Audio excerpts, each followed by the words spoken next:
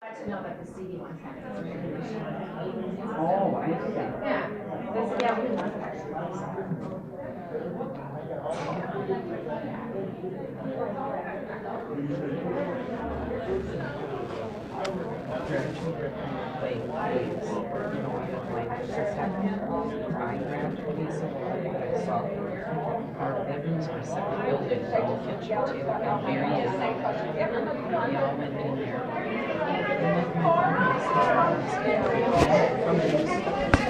We ask you to write them down. It's so complicated.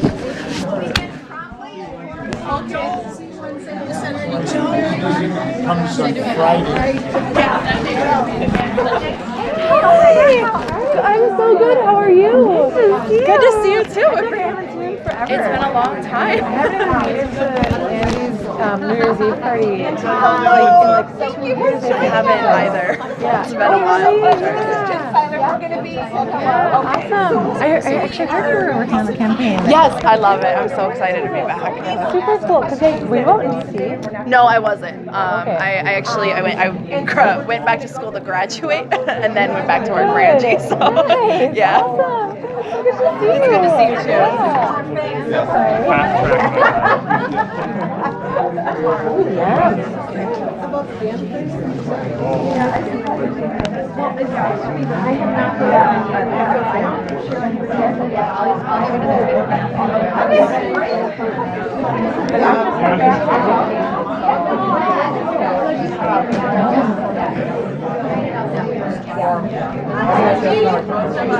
When they walk in, I'm kind of like out the door. This way.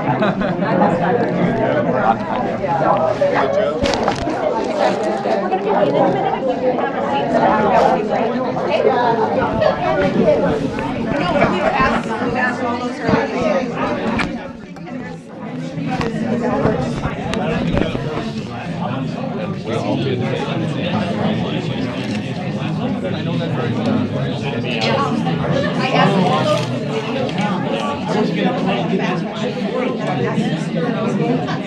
Just like the last one.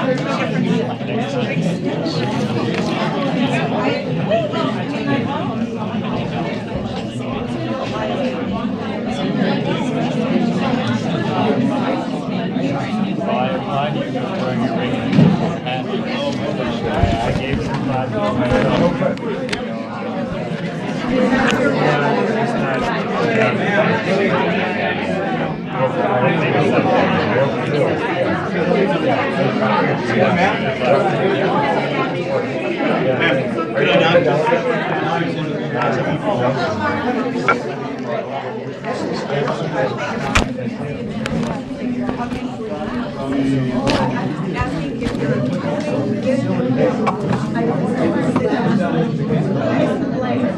I did not see anybody. No, I didn't see anybody in these rallies filming on that camera.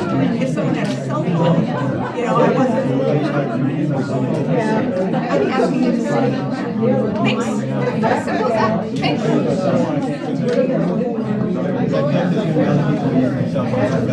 You know what? If I see anyone using a cell phone, I will ask them to get it.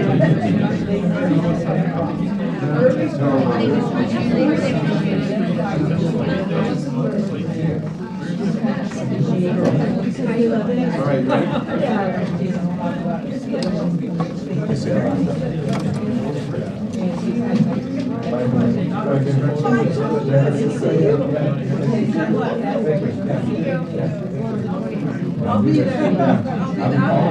I'm delegate. I mean, number 3. I'm running for 28. And I did not want to have you take that on. I think we're about ready to begin. You can have a seat. Okay, well, that's kind of jokes on it, so I didn't get a chance to chat. Oh, you too. Oh, thank you. Oh, very good.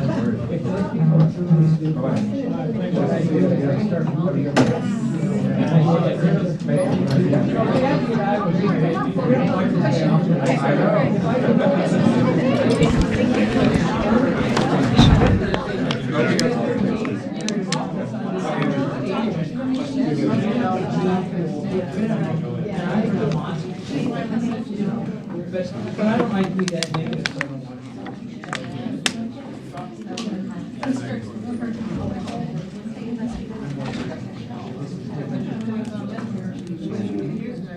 Like when you.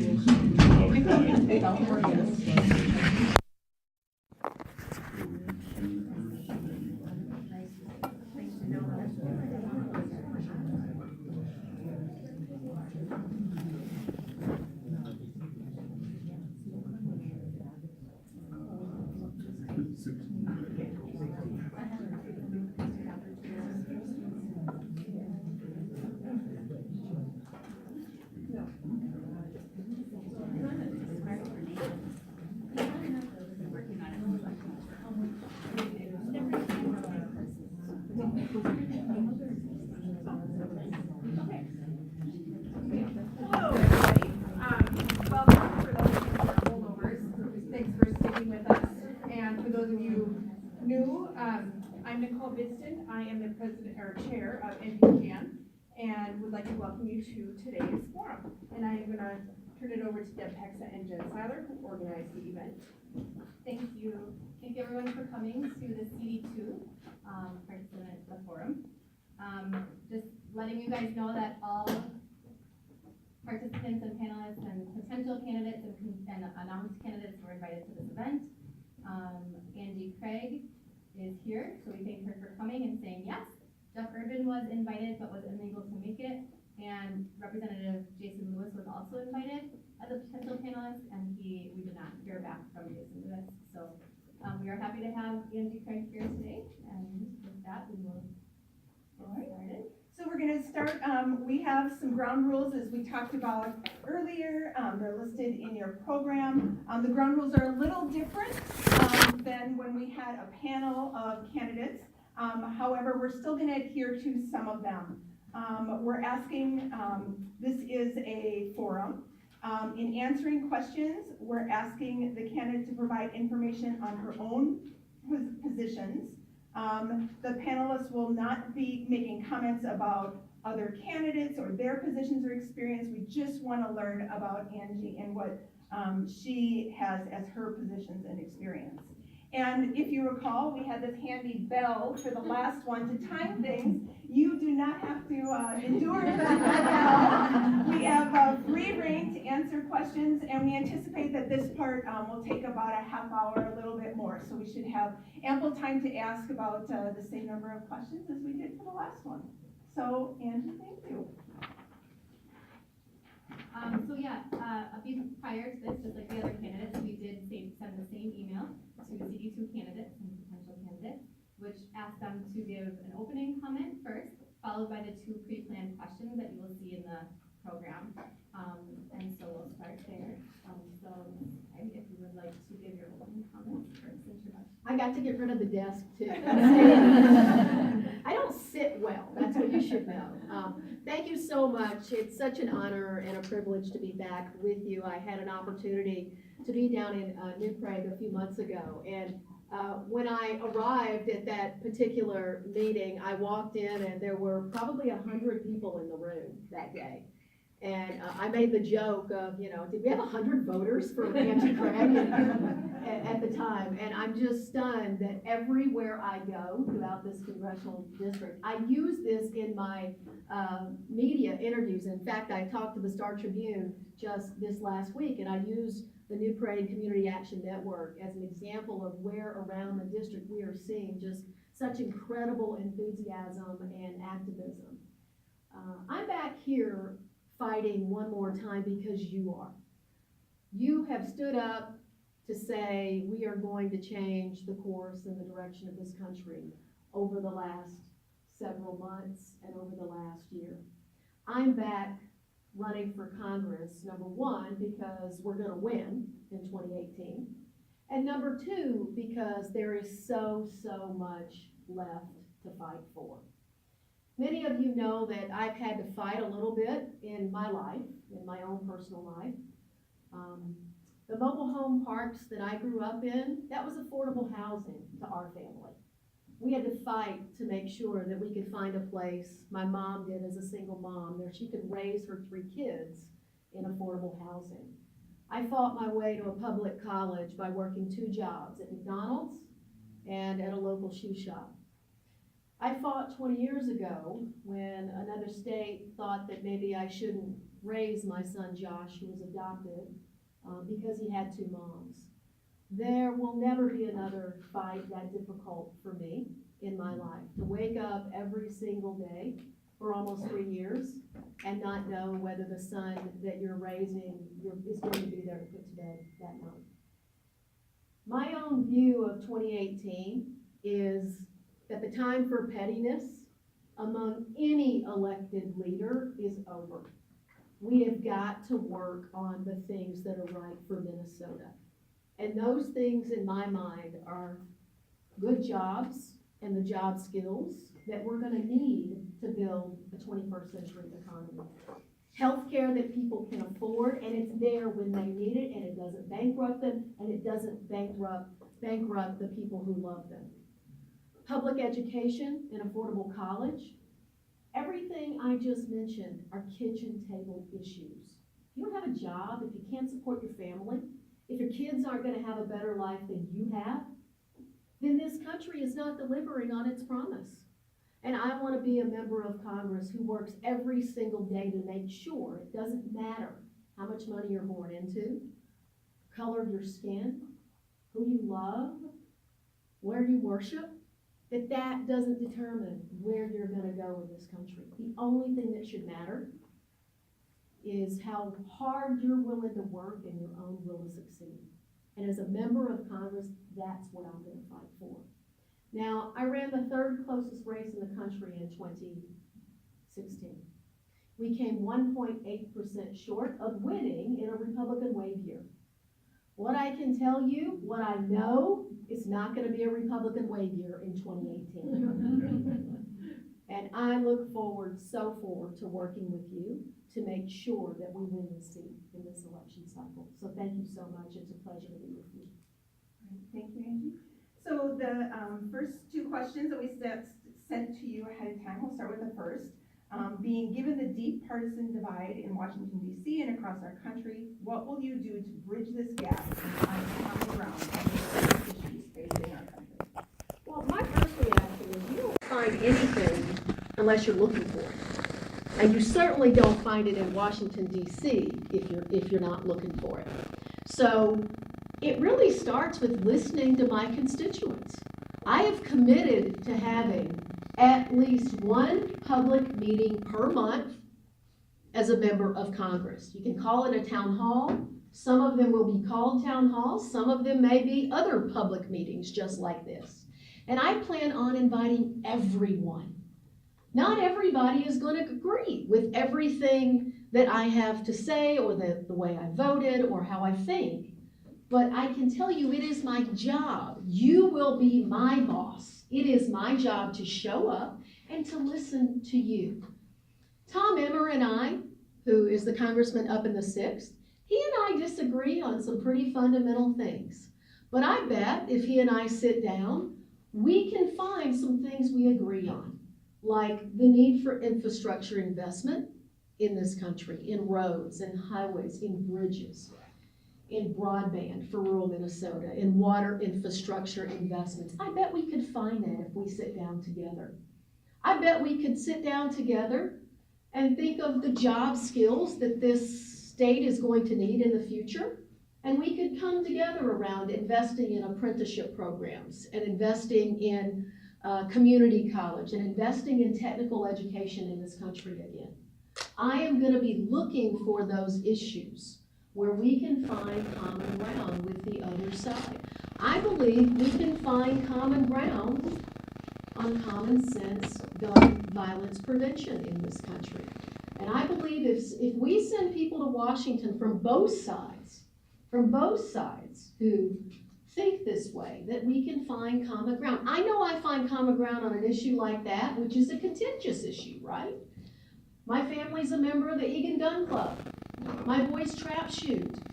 You know, I know I can go right now there and listen to people who hunt all the time, and we can find common ground together. So that's the kind of member of Congress that I'm going to be and how I'm going to approach it. Thank you.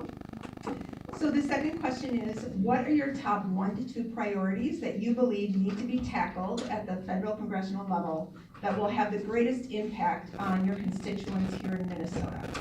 Well, there's so many issues, and I really did spend most of my summer just listening to people. Last summer, just listening. What are you not hearing from us that we need to be talking more about? And so the 2 issues that I'm going to talk about, and then I'll tell you why, are around education and healthcare. So I spent the last 10 years in Minnesota, and the last 4 years of that role, responsible for 16,000 jobs, and 4,000 of them were right here in Minnesota. If we don't have the jobs, if we don't have the skills to do the work in a congressional district, those jobs are going somewhere else. They're going to a different state, or God forbid, they're going to a different country. And so America, in order to put its citizens to work in the United States, we have got to start investing in education again in this country. And that doesn't just mean public education K through 12, which I'll talk about in a minute. It also means we have to invest in technical skills. We've got to invest in post-secondary, whether that be a 4-year university, which is good for a lot of people. I have 4 sons, by the way, 20, 20, 19, and 15. And it's pretty quiet at home right now because 3 of them are off to their post-secondary educations. 2 of them are in a traditional state 4-year program getting degrees. And the 3rd one, who's off in post-secondary, is getting his associate's degree and his advanced manufacturing certificate. He loves to work with his hands. This is the right thing for Josh. And so we've got to, I think, adjust the way we're thinking in our high schools, and we've got to make sure that we're investing again in both post-secondary technical education and in bringing down the cost of higher education in this country. Because when I told you my own story about working 2 jobs to put myself through college, a state college, tuition back then, 28 years ago, 29 now, it was about $3,500 a semester. You could do that when I came up. You can't do that anymore in this country. You come out of college with masses of debt. You're paying as much in a student loan as you would be to buy your first house or your first car. So education is a big deal to me, and I don't want to skip public education because I believe, and I'll tell you why so passionately. I'm married to a teacher, my mom's a teacher, but beyond that, I believe this country has a responsibility to invest more money in special education. We committed to fund up to 40% of special education costs in this country. We have never funded more than 15%. That's putting pressure on your general operating budgets at the local level. That's putting pressure for you to come back and have to pass another levy for more school funding. This is just a vicious cycle that we've got to stop, and this is one way we can do it. I often say I'm the mom of a son who's on the autism spectrum. And you wouldn't want to put an IEP mom up against anybody because they would win every single time. We are fierce when we advocate for our children. You are getting a member of Congress in me who knows how to advocate for my own child, and I'm taking that commitment and passion to Washington to advocate for all of our children. The other thing, healthcare. Healthcare is a huge issue. As the head of HR for a major company, I had responsibility for our health plans in the U.S., but I also had responsibility for our employees in Germany, in the UK, and in Canada. I have firsthand experience and knowledge with a number of different healthcare systems around the country. I am absolutely committed to finding a way to get healthcare to every American. Healthcare that is affordable. The cost of healthcare has gone up at an unsustainable rate. And the thing we've been focused on as Democrats on reform is access. That's critical, it's important. But we've got to start pushing back on cost. Because that's not just an individual marketplace issue. That is an issue for every family I meet with. We need a health policy in this country that puts our families first, your family first. And that is my commitment. To do that, we're gonna have to figure out how we fix what's happening with health insurance companies today. We're gonna have to figure out how we push back on pharmaceutical companies today. We are going to have to figure out how we move our health care system forward. Now, I've talked to a lot of members of Congress who have a lot of bills. I've talked to Keith Ellison, who's got a particular bill that he just took over. I've talked to a number of other members who have bills in this Congress, and I just left Keith a little bit ago, and I told him, let's figure out how we move forward with health care. And he said to me, I want you at the table when we're figuring this out. I have 22 years of healthcare experience. I've managed in many different markets around the world, and I grew up without health insurance for a lot of my childhood. That's why this issue is so important to me and why your family and your stories matter so much. Thank you. Can you imagine? I can't imagine the other group doing that in 2 minutes. This is the benefit of showing up.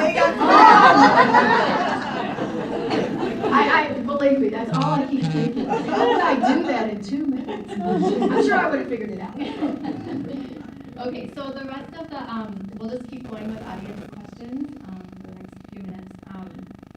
So this one was submitted by this audience, and it is, what do you believe, there were 4 kind of along the same lines submitted, so, but what do you believe is a sane approach to curtailing gun violence?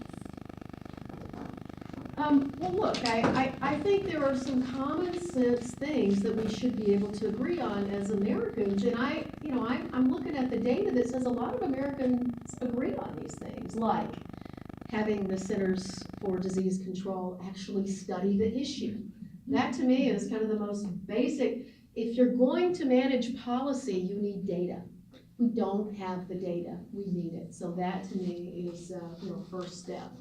What I know is in states that require background checks on any purchase, they have about a 50% lower incidence of gun violence in those states. When you think about it, affects domestic violence, it affects completion of suicide. If you have those periods of time where it just takes a little longer, it just, you just gotta go a little further, that doesn't seem like an unreasonable request to me.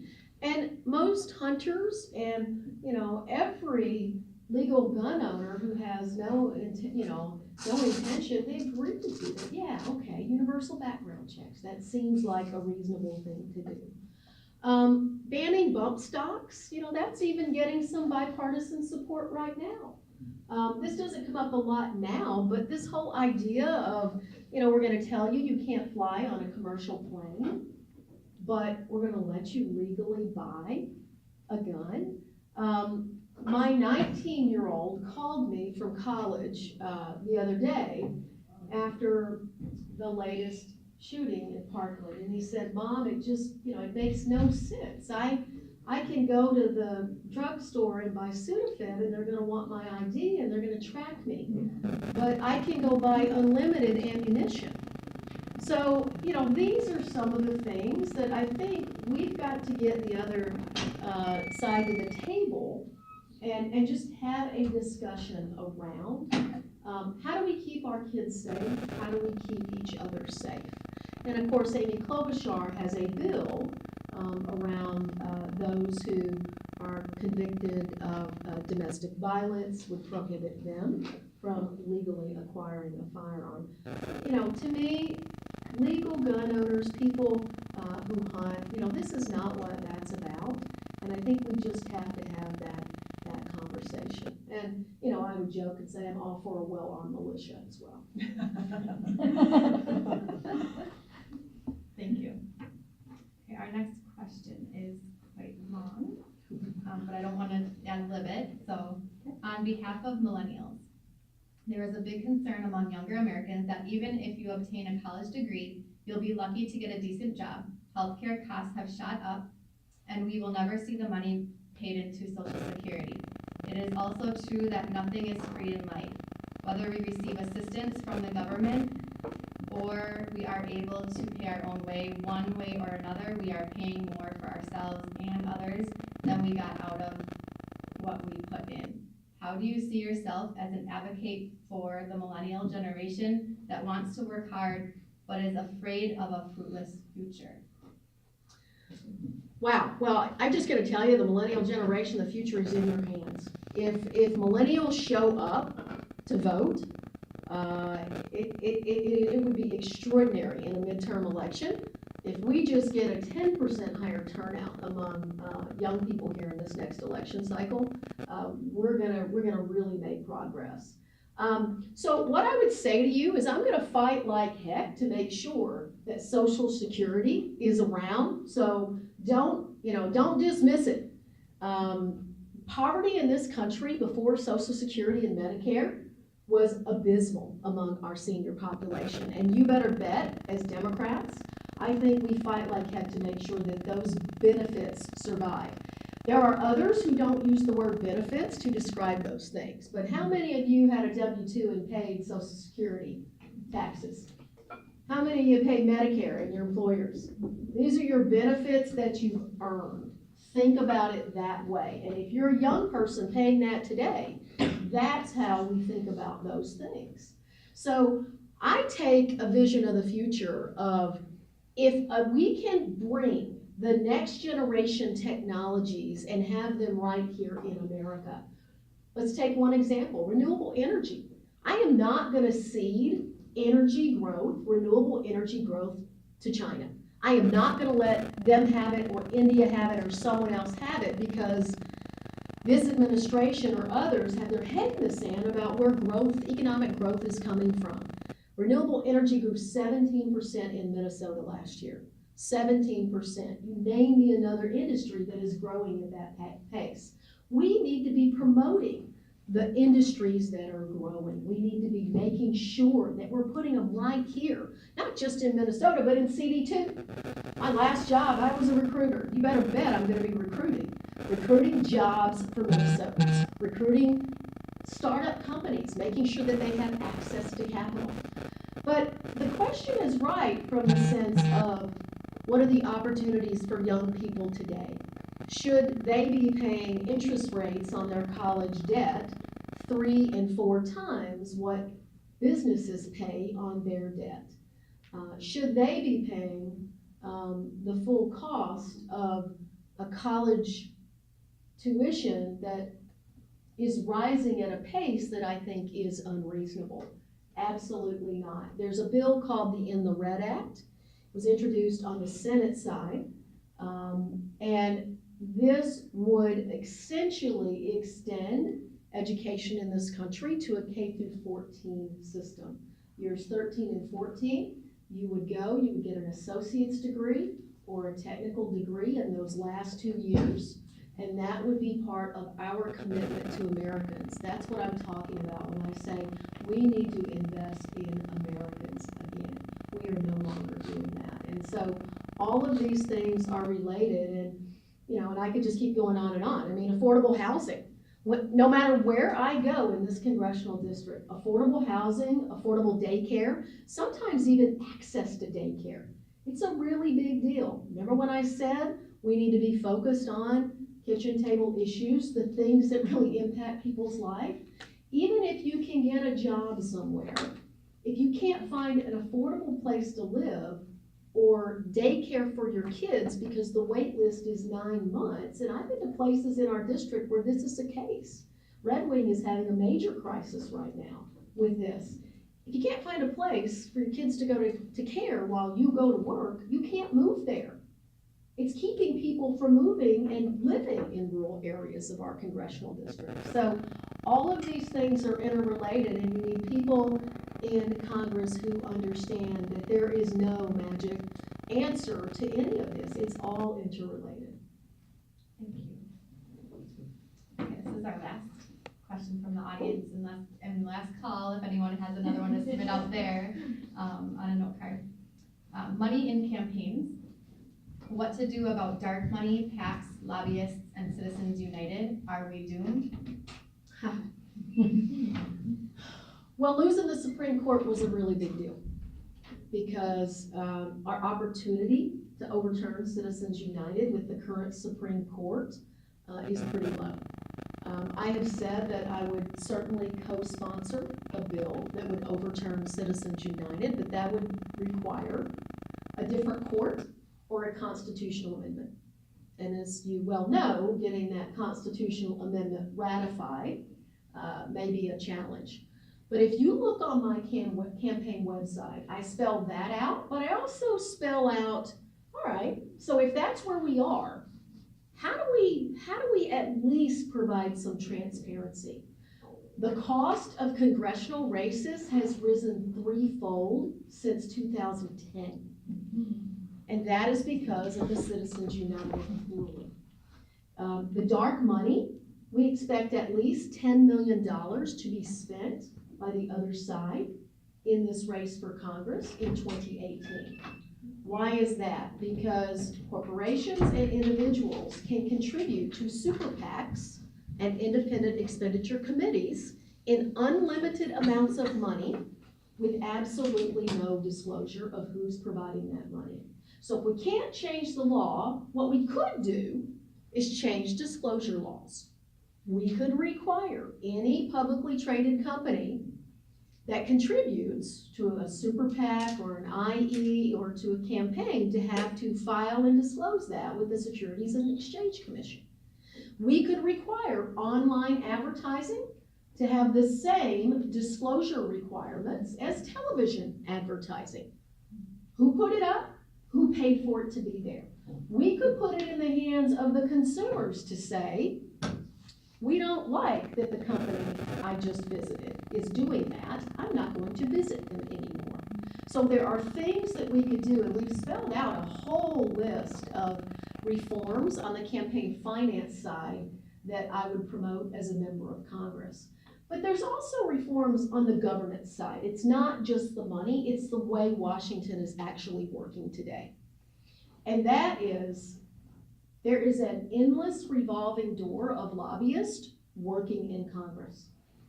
They go in, young people, they get a couple years experience, they go work for a lobbyist. They go work for the lobbyist, they come in and they work for the member of Congress. You name me a member of Congress who hasn't, after their service to our nation, gone to work as a lobbyist and profited from that service to the nation. And I have proposed that we sponsor a bill to outlaw that. It's that simple. If I represent you, it should be because I want to represent your interests and your values. It should not be because down the road, I want to get something out of it. And I've not only said I would sponsor a bill to outlaw it, I've said, here are the 6 things I will voluntarily sign up to never do. And one of those is to lobby this Congress, to profit from my service to you.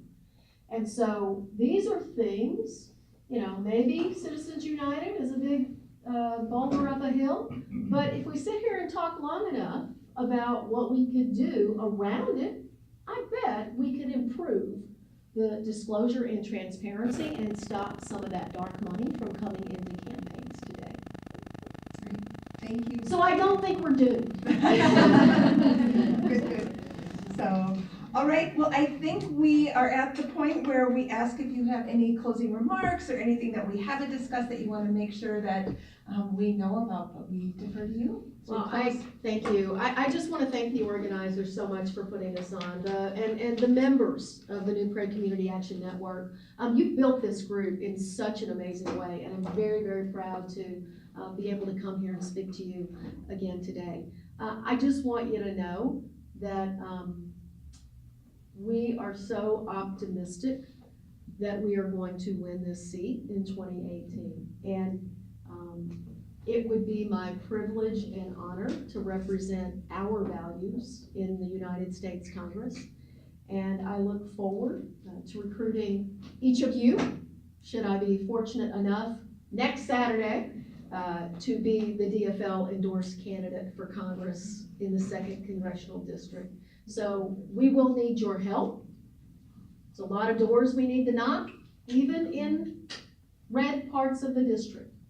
There's a lot of doors we need to knock. There's a lot of calls we need to make. We won't do this alone. We will do it because of all of you. And thank you so much. It's such a pleasure. Great. Thank you. We're so grateful to have you, Angie. And thank you to everyone for sticking it out for the better part of your Sunday afternoon. But we're so pleased that this was a great success, and we look forward to having more of these conversations because certainly it's all in our hands as well. So thank you, everybody. And there's more trees. Submit in writing, stick around, and Ms. Craig is going to be staying for a little while, but help yourself to their questions and certainly answer your questions then. So thank you. Thank you. Thank you for staying. Oh my gosh.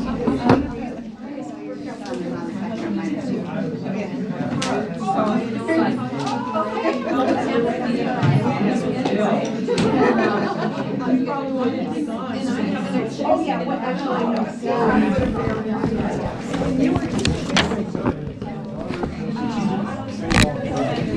You've heard.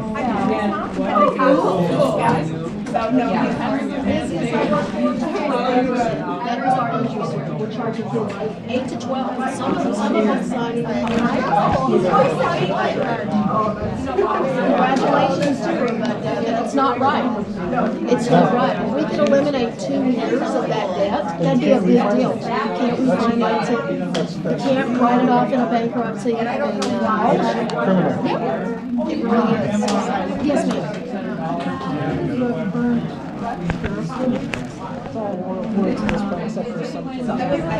More water?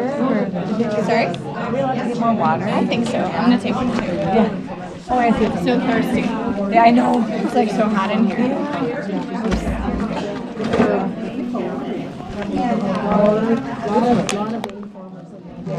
A lot of pork producers. It is going to be a really big deal.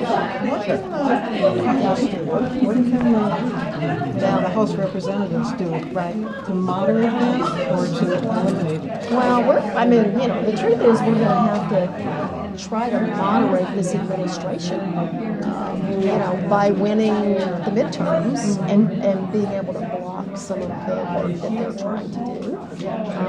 And it's complicated because you get, labor and ag in conflict, right?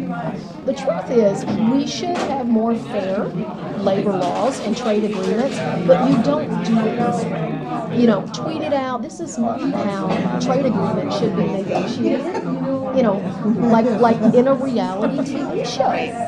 Like wake up and go, what did he tweet today? Yeah. Oh, and we're going for Or diplomacy. Yeah, or diplomacy. Well, our farmers have already faced 5-year historic lows in commodities pricing. They are already facing tremendous pressure. And so the point is we need to have fair labor laws, trade agreements, but this isn't the way you go about negotiating.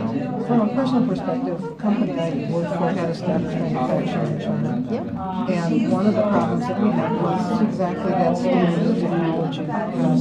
It's a real problem. But this is stupid. Right. This is idiotic way to eliminate it. Right. Yeah, well, it's this is a big part of Minnesota's economy. And so, I was just on a hog farm recently. And again, their 2 biggest issues are, making sure that safety net in the farm bill, and even that's become political in a way that it used to never be. We believe that farmers should have a safety net in this country. And today, it's Because all of us more and depend more. on their produce. That's right. Yeah. That's right. They go under it doesn't help Then, anybody. yeah, what are you going to It do about affects starting all Americans? It affects all Americans, and that's what we have to, I think, remind ourselves and our neighbors. It affects all of us if they have difficulty. It's infrastructure improvements that would help our farmers too.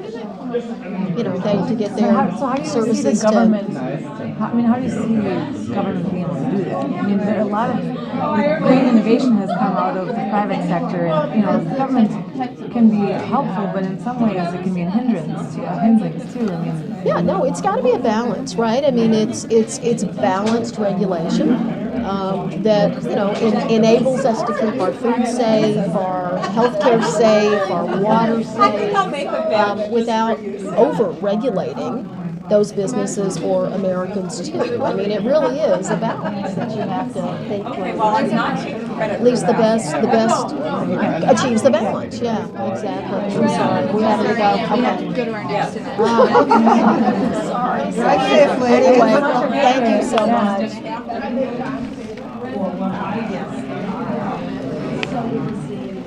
I missed your question on, so you were asking about. Well, with the current tariffs that he's threatening, Okay. I mean, it's, what the Chinese have come back with is 25% tariff on soybeans. I mean, that's, nobody's acting on it at this point, this is all,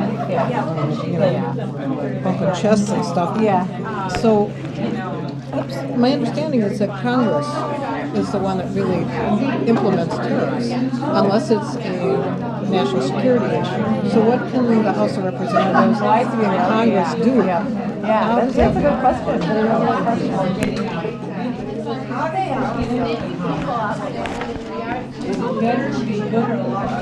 That's a really good Two of the people on the finance committee, the Commerce Committee, is what they call it, not Health and Human Services. When you're talking about the finances of healthcare.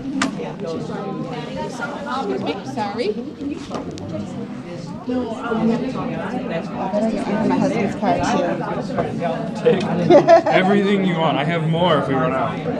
But anyway, so how it got on, because there was, that day they were discussing about. Hi. Good to see you too. It was great. And how it got on there is that the two members.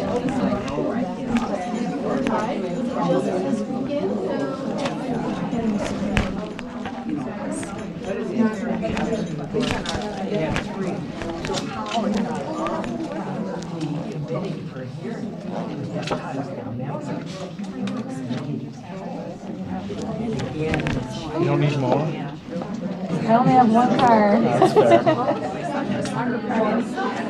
You look great on live. Oh yeah, there you go. So are you with the New Prague Community Action Network? No, or- I'm with Angie's campaign. Yeah? Yep, I'm one of the organizers for this area. Cool. Yep. Is it like a volunteer or paid position? No, full time. Wow, I'm sorry. I hope Yeah, it's no, like- no, you know- absolutely. It's a valid question. I mean, Yeah. So Angie- many are like unpaid. Yeah, I mean, Angie values her labor's endorsement. Oh, so yeah. Yeah, I mean, we, she makes sure that Yeah. working for her is Awesome. fairly, Yeah. But yeah, no, it's exciting. I mean, we had a large campaign last year, and I expect it will be a pretty big campaign again this time. Here, but then she must have run off, but I'm Yeah, friends with her. So. she dropped off Angie today. Angie was at the DFL Disability Caucus. Okay. And she has another event again. Angie's been running around all day, every day, for especially the last few days have been particularly busy. Well, I'm sure because like her endorsing convention is next Saturday. Exactly, that definitely helps make it more busy. Yeah, wow. You still feel confident that she'll get the endorsement, I'm right? feeling pretty good. I mean, after 2016, I could have every delegate standing in the room right now and have every single one raise their hand if they're going to vote for her, and I'd still be terrified because I just don't trust anything at this point. Yeah, was it kind of a landslide that she got the endorsement in 2016? In 2016, she faced more challengers and I would argue more serious challengers. Wow. But they all recognized that Angie was the right one to do it and dropped out even before caucus and endorsed her. So it's very weird this time around. Because like I said, they all were more viable candidates, in my opinion. With Yeah, wait, hold on. yeah, so it was very interesting. But yeah, we have a challenger. I mean, we'll see what happens. The crazy thing is I don't even really know anything about him, so. Well, he doesn't show up to his community stuff, and he wasn't involved before he decided to run. Yeah, exactly. Well, it's just kind of like Exactly. Yep. So Very it's cool. interesting. Good. Well, I'm already signed up for all this too, so. Yeah, cool. Nice to meet you. Yeah, take care. Thank you so much for organizing. Thank you. Thank Very you. cool. Glad to hear. sure. Great question. I realized it was kind of a tough, long. No, but it was great. It set up a lot of issues, and I think it was a really important question to ask. The one thing that's kind of hard is like I always feel like they're like it's like a philosophy gets presented, and but then it's like I don't know. I don't feel like this like as like you really want to hear like tangible, right? Like nuts and like bolts. yeah, and like but I suppose it's something you have to really sit down and policy takes a long time. But I don't know. It's always hard to get like a good answer. And I don't know. That's a genuine concern. Like when I was 25 years old, I broke my back, and I have medical bills after medical bills after medical bills, and I feel like I work hard to pay my medical bills, but I have to go to the doctor's office more to try to make my body better from working so hard. So it's just like, how do you ever get out of that, you know? And like my bills, yeah, exactly. And I've been a hardworking American my whole life, and I'm just like, but then, honestly, with the Affordable Care Act, my medical bills have gone way up as a young person because you're generally like healthier. And so I'm paying for other people now. Because like it was hard enough when I was paying just for myself, and I'm paying for other people. So it is kind of, when I talk about free, that's what I wish that she said more about having this, nothing is free in life. And how we, like, I just feel like Americans, just think that, okay, the government's going to pay for that. But who's the government, where does the government get their money? Oh, that's right, from the people. From your neighbors. From your hardworking neighbors. Right. And I think some people forget that. I don't know. That's a big one for me. I'm not even married with kids right now, so I'm like, good luck, Yeah. This was cute. I like that was a thing. You guys did an awesome job. It was really nice. Yeah. Thank you. Thanks again. I'm over it. So well, that's good. So, I want to get to a debrief. So, yeah, isn't that sweet? How much is that? Oh, it was like $80. I got like a tripod and the microphone, and then I actually have different lenses too.